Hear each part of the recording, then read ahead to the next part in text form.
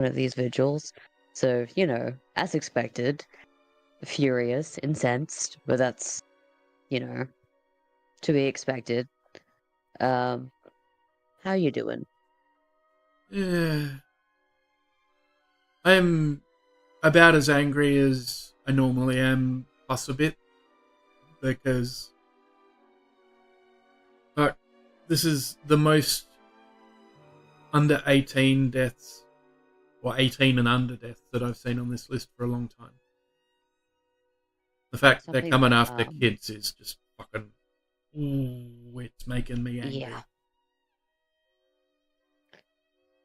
Something that occurred to me a lot throughout the list is thinking about the world as it is currently right now. And you talked a bit about stuff like the Trump presidency. There's so many trans people we don't know who are dead now, who we'll never know the names of. We'll never get to kind of honor who they were as they were. And something that really struck me is that I expect this list will be longer next year for many, many reasons. Yeah. Which is why the resistance is so important, because trying to live is a resistance. Yes. Yeah, 100% agree with that. Yeah. The anger is important, the sadness, and giving yourself a moment to, like, the sad. I wrote, you said, a bit more angry than normal, but only a tad. And I relate to that in terms of grief. I don't know any of these people, and now I never will be able to, for sure. Yeah. But I feel there's a baseline anger and sadness and torment, knowing people like you, because they are people like you in this facet, are facing this. And that's why we see so many suicides on the list as well. Yeah. It's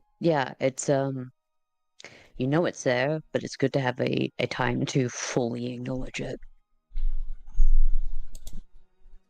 Yeah, 100%. Sorry, I'm just going to see if I can get the Discord audio on a separate doohickey.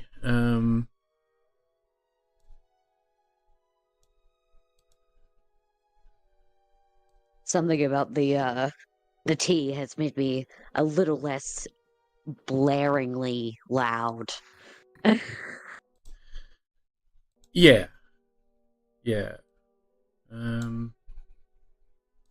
No, it's not that I was wanting to turn you up or anything. I can do that within Discord. I just wanted to have the control of the music in the background and the Gotcha. Discord audio on separate things. But I'm just going to turn the music off, and we'll mute that. We'll unmute that. We'll turn that up. And yeah. So yeah, it does make me cross. And when I say cross, I mean, a bit more than cross. And when it comes to the idea of trans resistance, I am one of these people who believes very much in that people who are members of minorities should be armed by the state as a matter of... I laugh not because I don't think that's a good idea, but because the state would never arm those which they ritually repress. But you're completely right. In a just system, we would have extra protections to make up for our extra vulnerability. Yeah. Agreed. But yeah, no, I think it should just be a matter of standard process that that trans people and gay people and so on should be issued firearms and firearms training and range time at the state's expense if the state themselves itself isn't going to uh, do like the minimum required to ensure that people are kept safe.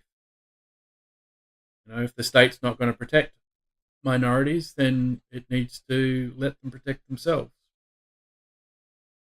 And that's sort of connecting to the overriding, like, kind of political philosophy. I mean, you have, um, like, if the state fails you, it's breaking its fucking social contract. It's the only reason, like, the reason they justify their power is that they're meant to be providing something, some stability, some protection. And they kind of lose their actual right to complain when people step up, and it's not just physical safety. There's like a social and economic safety that is not guaranteed to us, so we don't really need to play ball. Yeah. Um, Yeah, but you know, one of the aspects of not having economic stability is that not having physical. we don't have the same access to the means of self defense as many other people. I and I've talked about this a bit on your channel before, but I think it's a good time to mention my experiences in the homelessness system as a trans person in Australia.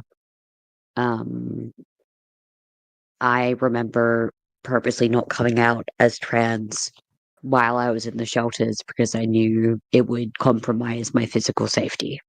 Mm-hmm. Um, that there was no the even like seemingly progressive systems who their policies are inclusion and equity. Um, the really scary truth is behind those written words aren't any real protection. There's no self enforcing mechanisms inside the system to punish those who have power over you and are meant to protect you but aren't, or worse, those who are discriminating against you despite this claimed policy. And even worse, if there's other clients who are bigoted or dangerous towards you, there's not there's not that there's not any help or safety. Um, yeah, this it's just one of the many ways that systems can fail us, and I think it feels cruel to point that out. However, it feels cruel not to, and then put people at risk, like letting themselves naively believe that they're being protected when they're not. Yeah, yeah, I agree. And Fightingale, I agree 100% with that too. Um, and I did see your comment about you would join, but family's asleep. So I appreciate that, and it's noted. Um, yeah, so one of the areas that I personally struggle a lot with in terms of being trans and that sort of thing is access to services in the healthcare system. Not just trans affirming health, but just health. Um, I know you've um, experienced some of those sorts of issues yourself. Do you want to talk about that? Sure. I mean, there's a lot of angles to this for me. I was born with a genetic disorder. I have cystic fibrosis, which just basically means I'm immunocompromised and I have issues with my lungs.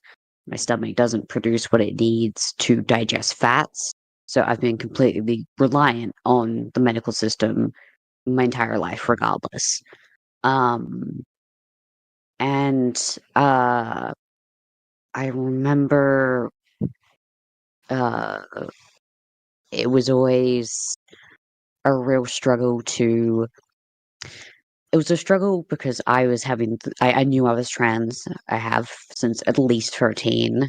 And every time I brought that forward, it was brushed off as, well, you have enough problems, or it was it was seen as a something that would interfere in the rest of my health, something that I needed to let go of, or else I would be at fault for jeopardizing the rest of my health, which obviously I really internalized uh, all those years later when I was hiding it, thinking it'd be my fault if I came out as trans and then got hurt. Um, I struggled to get access to a trans affirming psychologist or doctors. Um, I was I was the first in when I was the first person in the shelter to be openly trans. I was the first person within a lot of the CF, sorry, the abbreviation of cystic fibrosis services to be a trans person. Um, so while sick and tired and suffering, I was explaining and educating and having to very kindly uh, talk to people about my experience. And when people came to me with doubts about whether I should exist or whether my trans siblings and sisters should exist, um, I, in all these states had to find it within me to show people the right path and represent, yeah, represent trans people, because I was the only trans person. Um, I also had the experience of I'm autistic, very recently diagnosed. But I only got diagnosed once I finally got access to testosterone, which in itself, there's it took me years to get on. Um, and it was only when testosterone started kicking in and I started sounding more like this that I got diagnosed with autism, and I got diagnosed with chronic pain issues. Um, it yeah, it's been I can't separate the fact that I'm trans from every other disorder I have.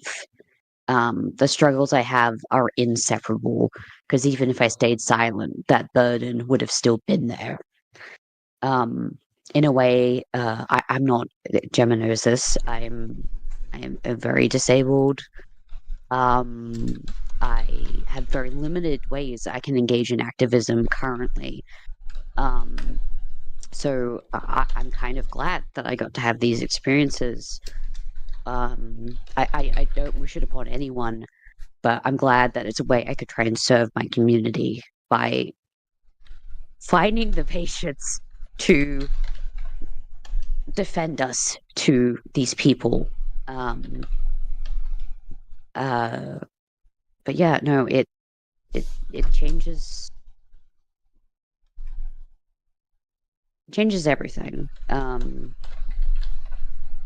Sorry, I No, no, rambled for a bit. no. That's why you're here, so you can talk and I can take a rest. um,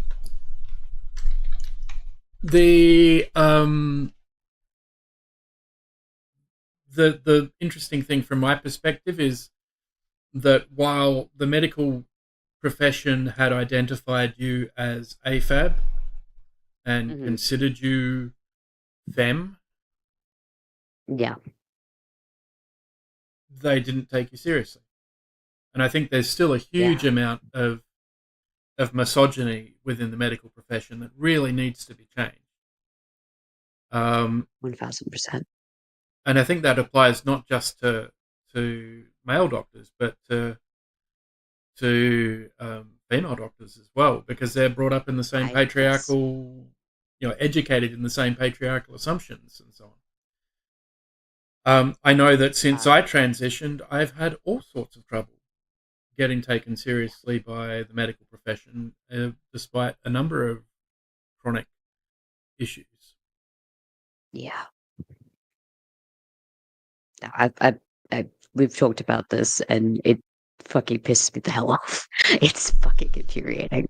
Yeah, Um, uh, Honestly, what fucks me up the most, um, is one of the worst figures I encountered during my time as a homeless person, around this trans stuff wasn't a man. The place I was staying was very female like orientated and had this facade of feminism, and it was a lesbian woman, um who was one of the biggest anti-trans proponents that I faced, and was the one that was a main threat to me. um it's very real. There's this ingrained feeling and almost this resentment, for us getting to decide who we are, and almost like, I don't know, the fact that this woman in particular was very unhappy in the idea that I wasn't happy to be like her, to be a masked woman. Um, because God, it's it's deeply complicated and related to the trauma of, sexism and stuff like that, which ties into a lot of what these fucking turfs are dealing with, and just it's it's a whole mess. But it hurts the most. It hurts the most when it's closer to. I specifically went to this woman expecting her to be someone who would understand my struggle and be honest about how safe I was in this environment. Um, and in the end, I ended up encountering the biggest transphobe there. Um, yeah, that's rough. it's Yeah, no, it's not just, men or people we view as in positions of power. It's also within our own communities that we need to be vigilant, which is one of the trickiest parts. For sure. For sure. So, what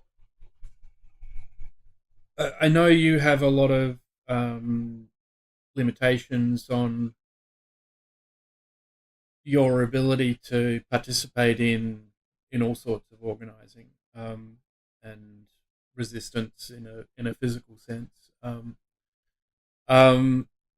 and like even using your artwork um, to add to the voices of resistance is tough for you at the moment because of the Yeah. physical spoon side of things.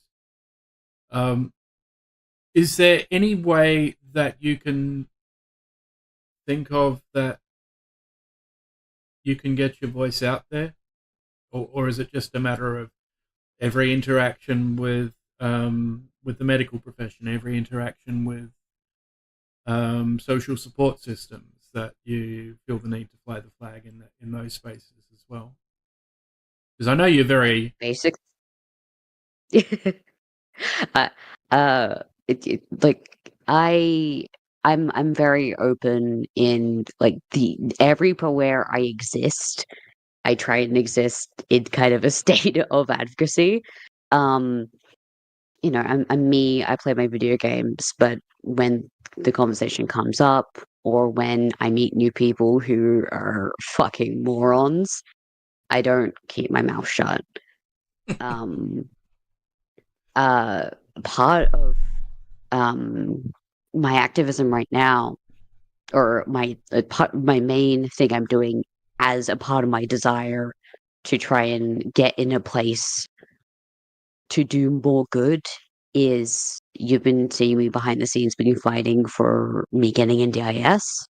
yep. Um I For those who aren't aware of Australia's medical system, the NDIS is our National Disability Insurance Scheme. Basically, kind of like a Medicaid specifically for insurance to provide people with some level of funding for uh, assistance being able to participate in society more effectively. yeah, uh, that like okay, like the NDS plus the new diagnosis of autism. I'm really trying to get what I need to basically get the supports my body and my mind have needed my whole life, and then see with that new status quo what it is I can do, if there's a way I can be more capable, and then reevaluate how best I can put my voice out there. Because one of the things I've realized recently is like I've I've forfeited like I never had like an abled body. I forfeited any like intergenerational wealth or resources in that way. I had in a pursuit of being treated fairly.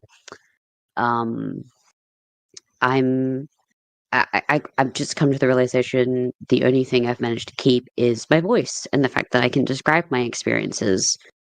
Um, so yeah, I'm fighting for the NDAS. I'm fighting to do what it sounds like, son, you've done. Um, and take care of myself.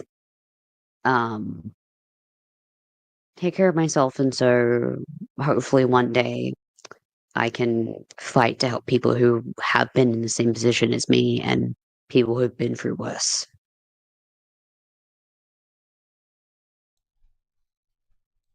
Yeah, that's awesome. Um, what would you say is the biggest thing you would want to ask of allies? Um, people who sort of do turn up and do kind of make the right noises at the right times, but there's always more that people can do. What are the sorts of things that you would like to see more of from allies? Like I've got my own list, but Uh, yeah, I fully join advocacy groups. Um, like find a group that it works within. Like I'm not even talking about trans-specific stuff. Find that group that is actively helping the world be a better, kinder, and safer place for everyone. Um, find organizations that contribute to climate justice or LGBTQ plus specific issues. Um, or yeah, specifically sun. Like yeah, what you say. Even work towards being the version of yourself that can do that. If you have an abled body, there's so like I in losing that, I've learned there's so much you can do with it. And there's so much power that you have on a small scale to completely change people's lives. If I had encountered more people in the shelters or in community organizations that had been doing what they were doing and also trans allies, the strain on my mind and my body would have been so much less. um, basically, my ask of trans allies is, keep being allies while also going out and actively doing direct aid in the community. Um, I've always held really strongly that something I would want to do is make trans specific and trans supportive uh like poverty services, homelessness services. I think that's really needed. There's both like trans youth and particularly people who are middle aged and trans are some of the most affected by homelessness percentage wise. Other than of course um are indigenous and and other minority groups. Um, but yeah, I think my biggest ask is don't only like be there, but try and be consistent. Find a way you can be consistent. Because the only way through this is consistency. Yep. Yeah, I agree with that. There's another thing that, like, one of my big projects, if I ever win the lottery, Yes. is to set up a trans creators commune. Like, literally have a campus where people can live, where people can create, and big fat dark fiber pipe to the internet, and a sort of gallery space and all those sorts of things, so that um, trans creators can come and show off their distinct take on the world. Like, I think art is created by our experiences, and trans people have different experiences to a lot of other people in the rest of the world. Yeah. And I think an important part of trans visibility and trans awareness is getting trans art, or art from trans creators, out in front of the broader community, because Mm. yeah, I think that's really important. So, and I think one of the things that I'd really love to see from allies is not just doing the work at the grassroots level, but also promoting the voices of trans creators, trans artists, trans musicians, etc., consuming their work in a way that's economically helpful. If you've got a Spotify subscription, then a chunk of the revenue that Spotify gets to that goes to whoever you listen to. So listen to a lot of trans artists if you can. Listen to trans podcasts on podcast networks where there's monetization involved, or advertising income. Like, some of these things aren't particularly huge asks, and sometimes it's not about active effort. Sometimes it can be passive effort, and going to a gallery to see a trans artist's work, or helping a trans artist to get their content hung in a gallery. I think all of that is really, really important.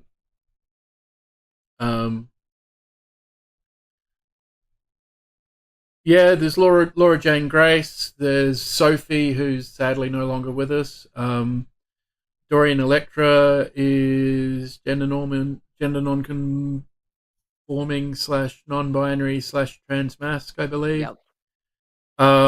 There's more than you think. Thinking about it, there's also oh god, what's her name?